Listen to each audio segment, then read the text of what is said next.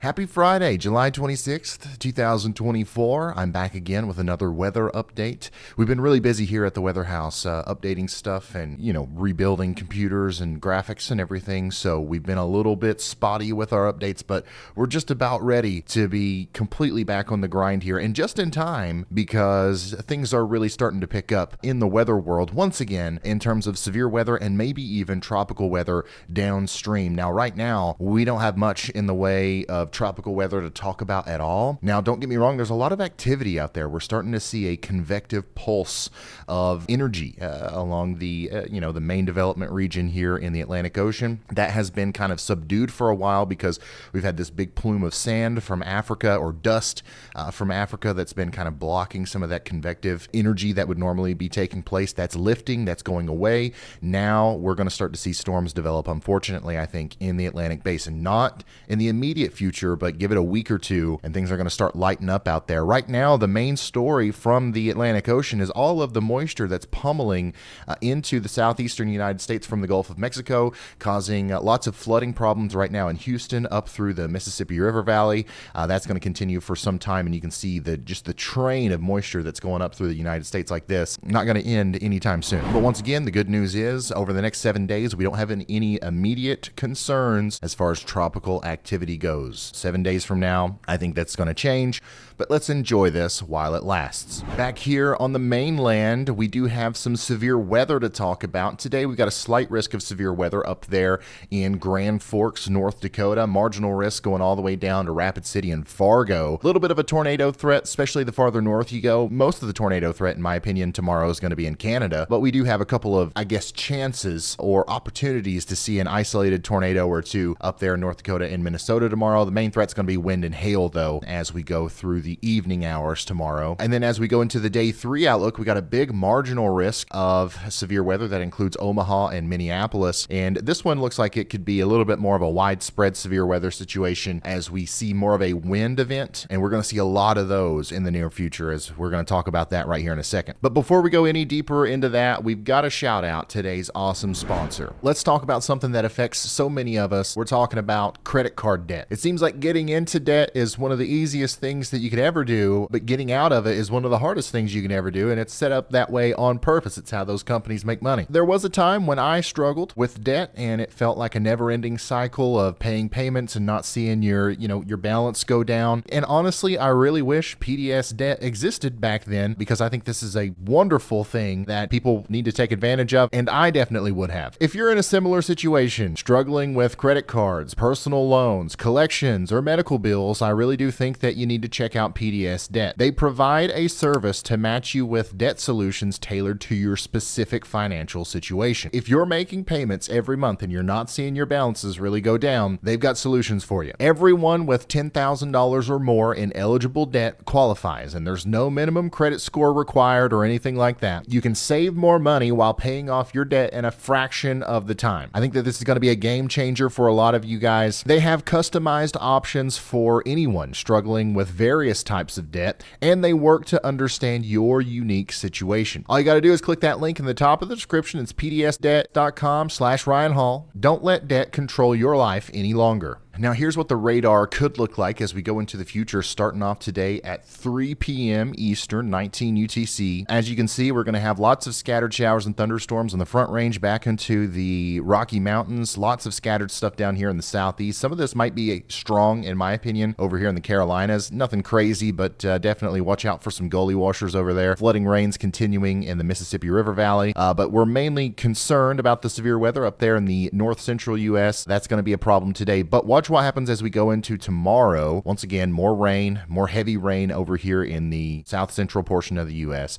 More widespread thunderstorms from Idaho down to Colorado in the Four Corners region, stuff like that. But these storms up here are actually going to be the ones that we have to watch the closest. When they first start popping up, more than likely around 6 or 7 p.m., they're going to be supercellular in nature, and they're going to be oriented in such a way that could promote a little bit of a tornado and hail threat So we're going to keep an eye on that. But the main threat becomes a damaging wind situation as it goes farther east. Okay, so that's what the radar could look like over the next 30 hours or so.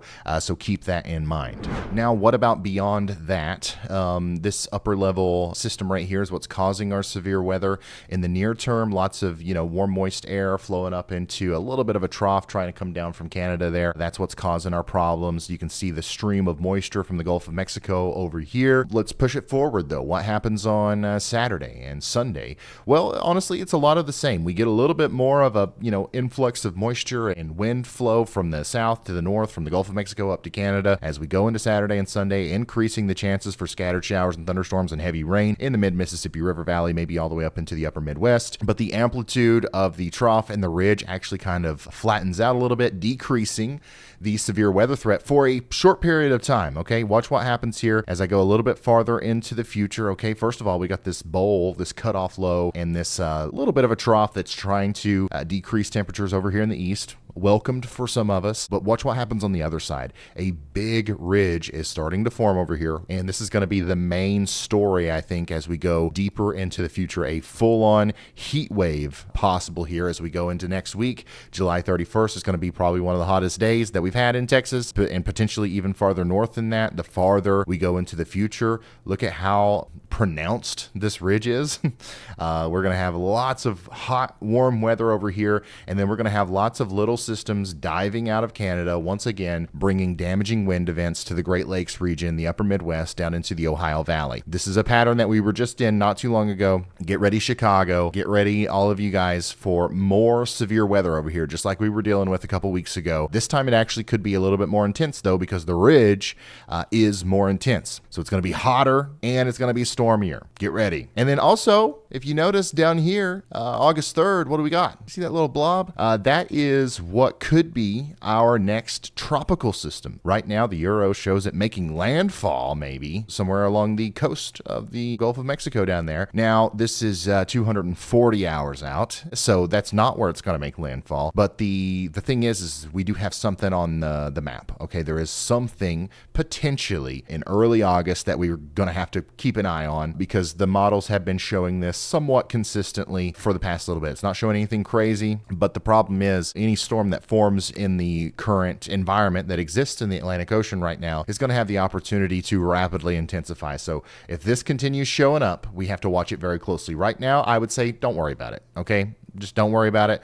I will let you know when it's time to start worrying. The main thing that we've got to keep an eye on is the heat, I think, and the recurring storminess up here in the central and north central portions of the United States. And going a little bit more in depth on the heat, there's your heat wave. Once again, July 30th, we're going to be 30 degrees above normal in places like Nebraska and Kansas. There's going to be a couple of days where we're going to, surpass that, even maybe 30 to 40 degrees above normal up here in the Dakotas as we go into early August. And it's not going to be widespread. Notice how a lot of the eastern and the southeastern United States are going to be near normal, or we're going to have periods of above normal temperatures, and then, shortly after that, below normal temperatures, thanks to those storm systems moving through. So I think as far as the oppressive heat goes, this is going to be a much more impactful system in the heart of the country versus, farther east or farther west. Climate Prediction Center tends to agree. Okay, much above average and pretty much everywhere from the panhandle of Oklahoma all the way up to the Dakotas. Okay, honestly, pretty much everywhere in the United States. But you can see how they're carving out a little bit of an area for not so warm temperatures, I guess, as a result of some of those recurring storm systems and all that moisture we're going to be seeing down here. And speaking of moisture, here's how much rain is expected over the next week or so. The hot spots are going to be northern portions of Minnesota, and also down here in the Appalachian Mountains from West Virginia into Tennessee down into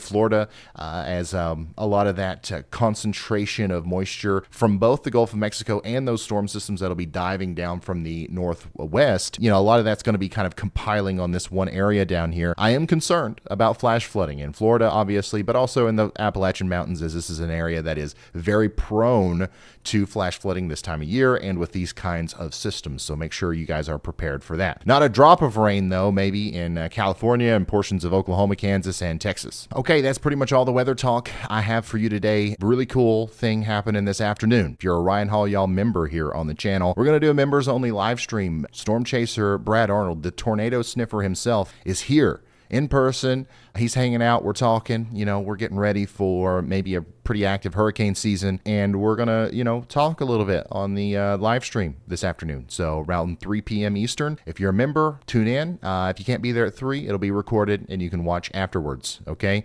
so bring your questions, bring your comments, whatever you guys want to talk about. That's what it's for. Once again, that's a members only live stream today at 3 p.m. Eastern.